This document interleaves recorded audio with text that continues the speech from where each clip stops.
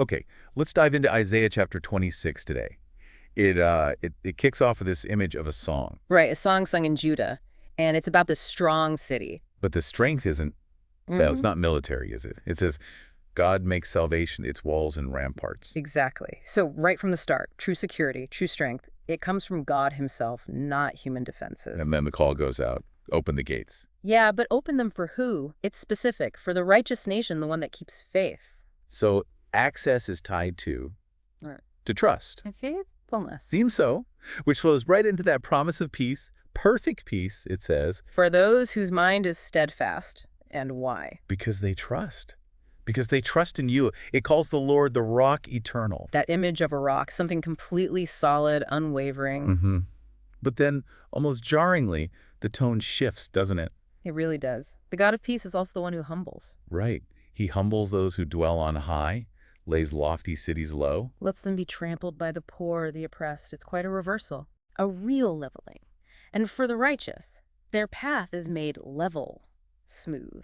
So you see this justice theme playing out very strongly. The proud brought low, the faithful finding a clear path. And in the midst of all this, what do the people desire? His name, his renown. Yeah, they actually yearn for God's judgments. It's fascinating. They want the world to learn righteousness through them.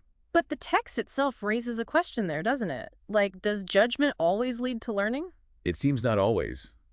It observes that even when grace is shown to the wicked, well, they just don't get it. They do not learn righteousness. They keep doing evil, ignoring God's majesty, his power. It says his hand is lifted high, but they just do not see it, like a deliberate blindness. It's a real tension. You have God's power, his justice, even his grace.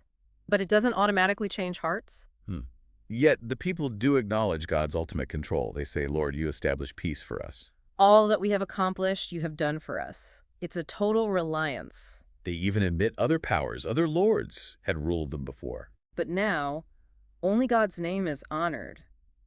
Those other lords, dead, gone, won't rise again. It's a declaration of sole allegiance and recognizing where true power lies. But then comes this paradox. God has blessed them, enlarged the nation, extended borders. Sounds great, right? But when discipline comes, They're in distress, whispering prayers, not exactly a bold response. which leads to that incredibly striking image, just, well, Wow, the woman in labor. yeah, Mhm. writhing, crying out in pain. Yeah. But what's the result? Birth to wind. That's the phrase, nothing. Air. They literally say, we have not brought salvation. We have not given birth to people. Yeah. All that effort, all that pain, for nothing. It's such a powerful picture of human inability, isn't it? Our best efforts to achieve ultimate things like salvation or new life can just fizzle out. Just wind. Yeah. But right after that low point, that confession of futility, Comes the biggest shift in the whole chapter. It's stunning. the promise, your dead will live, their bodies will rise. Those in the dust are told to wake up and shout for joy. Even the earth gets involved. The earth will give birth to her dead.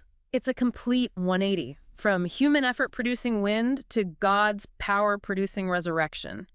Life from death. Something only God can do, totally beyond human capacity. Absolutely. But the chapter doesn't end purely on that high note. There's a final instruction, a warning almost. Right. Enter your rooms and shut the doors.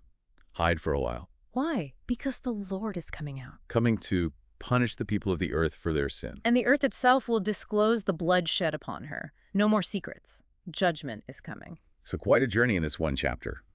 From trust and peace, through judgment, struggle, the vanity of human effort. To this incredible promise of resurrection, followed by a warning about final judgment. It leaves you thinking, especially about that contrast. Mhm. Human effort even painful, resulting in wind, God's power bringing the dead to life. So here's something to chew on. What does that stark contrast tell you, based on this text, about where real hope, real salvation, and genuine new life actually come from?